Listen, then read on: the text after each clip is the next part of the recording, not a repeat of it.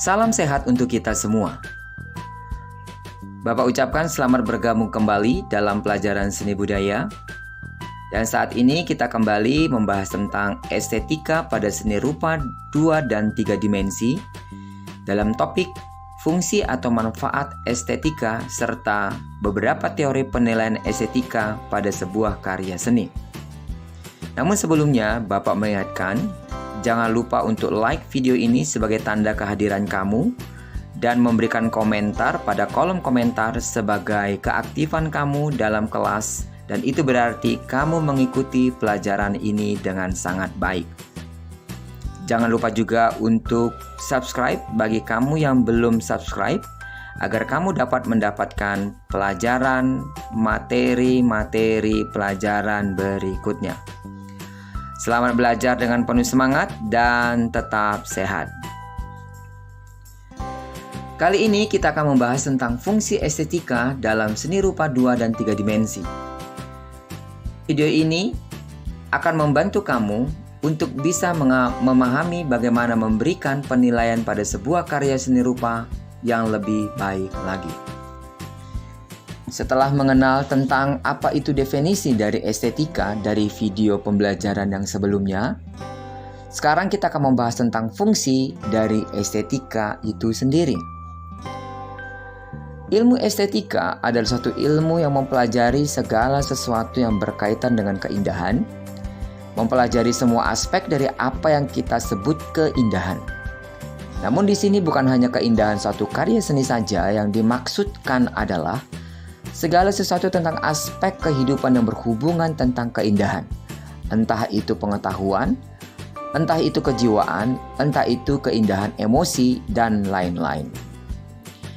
Estetika ini juga dapat kita gunakan untuk menilai suatu hal-hal yang dianggap baik atau yang dianggap buruk dalam kehidupan sehari-hari. Jadi, fungsi estetika adalah satu ilmu yang memampukan kita untuk menilai keindahan suatu karya seni dan untuk menilai segala sesuatu yang dianggap baik atau buruk dalam kehidupan keseharian kita. Sekali lagi, fungsi estetika adalah suatu ilmu yang memampukan kita untuk menilai keindahan suatu karya seni dan untuk menilai segala sesuatu yang dianggap baik atau buruk dalam kehidupan keseharian kita. Baik, kita akan lanjut tentang beberapa teori estetika. Pada dasarnya, teori estetika dibagi menjadi 3 teori. Teori yang pertama adalah teori estetik formil. Apa itu teori estetik formil? Teori estetik formil banyak berhubungan dengan seni klasik dan pemikiran-pemikiran klasik. Teori ini menyatakan bahwa keindahan luar bangunan menyangkut persoalan bentuk dan warna. Teori estetik formil ini beranggapan bahwa keindahan merupakan hasil formil dari ketinggian, lebar, ukuran atau dimensi, dan juga warna. Rasa indah merupakan emosi langsung yang diakibatkan oleh bentuk tanpa memandang konsep-konsep lain. Teori estetik formil ini menuntut hal yang ideal, yang absolut, yang dituju oleh bentuk-bentuk indah, serta mengarah pada sebuah mistik. Teori yang kedua adalah teori estetik ekspresionis. Apa itu teori ekspresionis? Teori ekspresionis menyebutkan bahwa keindahan tidak selalu terjelma dari bentuknya, tetapi dari maksud dan tujuan atau ekspresinya. Teori ini beranggapan bahwa keindahan karya seni terutama tergantung pada apa yang diekspresikannya. Dalam sebuah arsitektur, keindahan dihasilkan oleh ekspresi yang paling sempurna antara kekuatan gaya tarik dan kekuatan bahan material.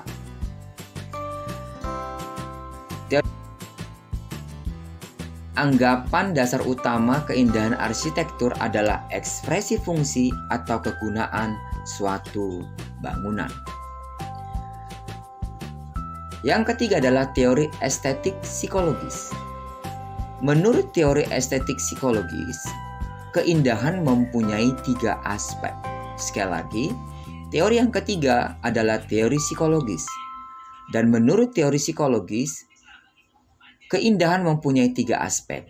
Yang pertama adalah keindahan dalam arsitektur merupakan irama yang sederhana dan mudah. Dalam arsitektur, pengamat merasa dirinya mengerjakan sebuah bangunan yang dilakukan dengan cara sederhana, mudah, dan luas. Keindahan merupakan akibat dari emosi yang hanya dapat diperlihatkan dengan prosedur psikoanalitik. Sekali lagi, aspek yang kedua dari teori keindahan menurut teori psikologis adalah aspek keindahan merupakan akibat dari emosi yang hanya dapat diperlihatkan dengan prosedur psikoanalitik, yaitu karya seni yang mendapatkan kekuatan keindahannya dari reaksi yang berbeda secara keseluruhan.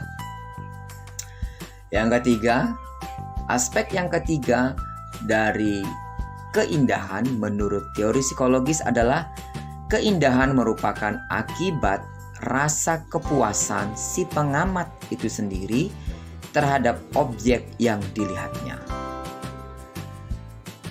Ketiga teori ini merupakan manifestasi untuk menerangkan keindahan dari macam-macam sudut pandang, secara mistik, secara emosional atau ilmiah, dan secara intelektual.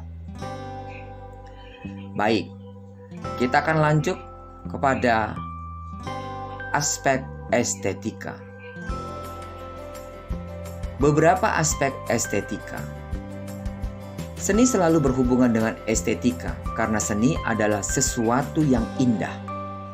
Sesuai dengan pengertiannya, estetika adalah ilmu tentang seni dan keindahan serta tanggapan manusia terhadapnya, kepekaan terhadap seni dan keindahan. Estetika merupakan salah satu tolok ukur untuk menilai apakah sebuah seni itu dapat dikatakan bagus atau tidak. Ini menurut Kamus Besar Bahasa Indonesia tahun 2008. Dalam estetika, terdapat 3 aspek yang dapat digunakan untuk menilai sebuah karya seni. Aspek absolutisme, yang kedua aspek anarki, dan yang ketiga aspek relativisme. Apa yang dimaksud dengan aspek absolutisme dan aspek anarki serta aspek relativisme? Mari ikuti pembahasan ini. Yang pertama, aspek absolutisme adalah merupakan penilaian sebuah karya seni yang mutlak, tidak dapat ditawar lagi. Penilaian ini didasarkan pada konvensi atau aturan yang telah ada. Artinya, sebuah karya seni hanya dapat dinilai sesuai kaidah atau aturan yang sudah baku. Teori aspek absolutisme ini mengandung paham bahwa sesuatu itu tidak dapat dinilai di luar dari penilaian yang telah ditentukan sesuai dengan aturan-aturan yang sudah baku. Itu aspek absolutisme. Yang kedua adalah aspek anarki. Aspek anarki adalah penilaian berdasarkan pendapat tiap-tiap orang. Penilaian ini tentunya bersifat subjektif. Dan dikatakan bahwa penilaian ini tidak perlu adanya pertanggungjawaban. Namun, penilaian tersebut tetap didasarkan pada aturan seni yang berlaku. Penilaian ini sebenarnya memiliki kelemahan dan kekuatannya masing-masing. Kelemahan dari penilaian ini adalah bahwa pendapat dan selera setiap orang pastilah berbeda. Hanya saja ada keuntungan tersendiri, yaitu setiap orang bebas untuk mengungkapkan perasaan atau penilaiannya terhadap sebuah karya seni tanpa mengesampingkan penilaian-penilaian yang penting pada sebuah karya seni.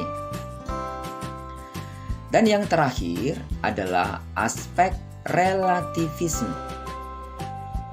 Aspek relativisme adalah kebalikan dari penilaian aspek anarki. Kalau aspek anarki adalah penilaian dari masing-masing pribadi, sementara penilaian aspek relativisme adalah penilaian yang tidak mutlak atau tidak absolut dari seseorang dan masih bersifat objektif. Sekali lagi, 3 aspek yang digunakan untuk menilai sebuah karya seni agar mendapatkan sebuah estetika yang baik, yaitu aspek absolutisme, yang kedua aspek anarki, dan yang ketiga aspek relativisme. Demikianlah pembelajaran kita hari ini. Semoga penjelasan dalam pembelajaran hari ini sungguh-sungguh bermanfaat buat kamu, sehingga dapat memahami bahwa ternyata estetika itu adalah sebuah ilmu yang dapat membantu kita untuk menilai sebuah karya seni dan sebuah ilmu yang dapat kita pergunakan dalam kehidupan kita keseharian kita. Selamat siang dan salam sehat untuk kita semua.